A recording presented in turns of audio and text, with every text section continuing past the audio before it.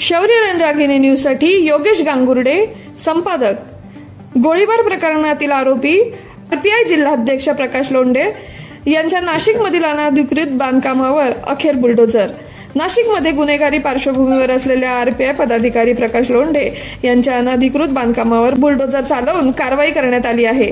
उत्तर प्रदेशच्या योगी पॅटर्न आता नाशिकमध्येही राबवला जात असून गुन्हेगारी प्रवृत्तीच्या लोकांच्या मालमत्तेवर बुलडोझर चालवला जात असल्याचे प्रशासनाने म्हटले आहे।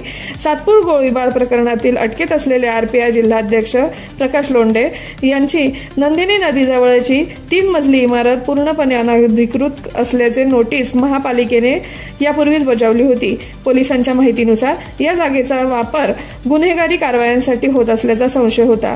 नाशिक महानगरपालिका आणि पोलीस प्रशासनाने संयुक्तपणे ही कारवाई केली। मात्र प्रशासनाच्या कथित हलगर्जीपणामुळे शहरात अशी अनधिकृत बांधकामे उभी आहेत आणि गुन्हा घडल्यानंतरच कारवाई का केली जाते असा सवाल या निमित्ताने उपस्थित झाला आहे। शौर्य रणरागिणी न्यूजसाठी योगेश गांगुर्डे, संपादक।